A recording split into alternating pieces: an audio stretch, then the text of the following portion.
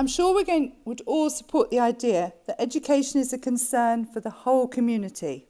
Civic leaders, employers, parents. It isn't something that is only relevant to young children or adolescents. It isn't something that only takes place within the confines of the kindergarten playground, school building, or college campus.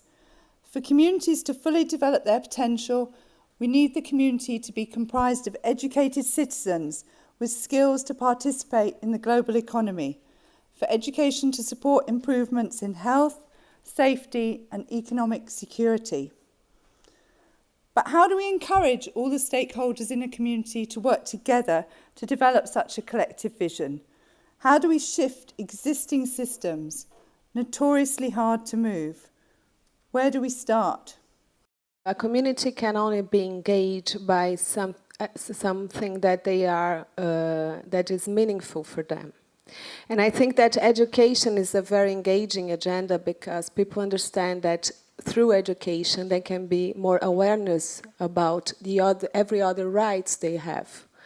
So this is something that engage people when they see that they can understand better their reality and that they can face the challenges by understanding this reality and getting common strategies to face the challenges. I think even working within a system, the players are all the same, but you might have different relationships with them. So we have a fairly standard system in British Columbia. In the past, education decisions have seemed to be the sole proviso of government. However, that's often left students out of the equation, parents, communities, etc. And so they've felt more done to than done with. And we're trying to flip that upside down this time and view the role of government really as an enabling one as opposed to a prescriptive one.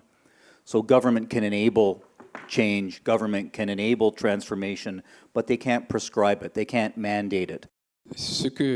What we do is what we call value creation, the creation of value and transformation of value. This means that by working with people, we try to understand the realities, the local values, and integrate these values in the dynamic, because there's a whole traditional model that exists. For example, how to work together. This is a system that's called competisme, which is sharing, mutual help. So we first invest in people. We meet people and we try to integrate everybody. It's not just one category, but we integrate everybody. And we negotiate our relationships with other institutions, be it local, in the communities. At the public level, there's an institute called Civic. And so we try to integrate the public authorities as well, especially in the field of environment, because as a civil authority organization, we can reflect with the community, we can together put in place regulations, but the state must also be involved, and we are not the state. So we cultivate that closeness with the public authorities locally, but also the commune level and the central level. There's an idea that I like is that education is not a preparation for life. We usually work with that. I don't know if in your countries it's like this. We just listen to that all the time in Brazil. We're getting the kids prepared for life. What we don't notice, and maybe in community-based we notice, is that they are living already. They are alive. They have ideas, they have background, they have social networks, they have interests, and they have knowledge. Kids have knowledge, they are competent, they can do things. And working with this idea of preparation for life, we just work with them like they were rats in a lab. And that's not what happens. And when you bring, and what we have in Brazil is sometimes the teachers go to a school, many times they go to a school and they have no idea what is going on in that community. They have no idea what is the life of those kids. So they cannot connect to those kids. because they have no idea. We have some programs in Brazil where I make the teachers go to the kids' house, and most of them come back to school and said, I had no idea they lived like that. I used to say, wow, you didn't study, you didn't, And then I saw they don't have space for that because they live, they sleep, they watch TV in the same room.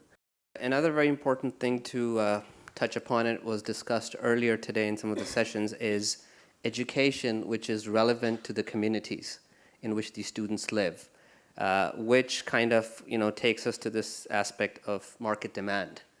And this has been, I mean, we've seen this happening in various communities, that you have students who are educated, but they're not able to get the right kind of jobs. So, in some of the approaches that we've adopted is initially, even before we embarked on the scholarship program, we initiated a market assessment or a market survey, that what would the market be like 5 to 10 years from now? Because what you don't want is you have these students graduating and they really don't have, proper employment. So that has also, in terms of research, in terms of assessment, it's also very important. And then from the findings that you get is working with the institutions to also help them understand and really come out of the box. This is what it's going to be like 5 to 10 years from now. And in our case, what we discovered was there was a great need for vocational training. But when you look at society, vocational training many times is kind of looked down upon. And so if you couldn't really get into a good university or a college, you would go the vocational route. That perception also needs to be changed, and that is actually happening with time. And it's a parallel mechanism by which you have to work. For example, with the Ministry of Labor, you have to work with the Ministry of Education, and also the private sector, to really scale up some of the services and the kind of services or education that is being provided. I'd like to add one thing. In our case, we followed quite a rich and diversified path. It was based on those 5 impact pillars. First, transforming mentalities. Second, transforming infrastructures. Third, reorienting material interest and harmonizing our relationship to nature and strengthening the social fabric. And based on all this, we asked the following question to the farmers on a regular basis. What action items are most important to you?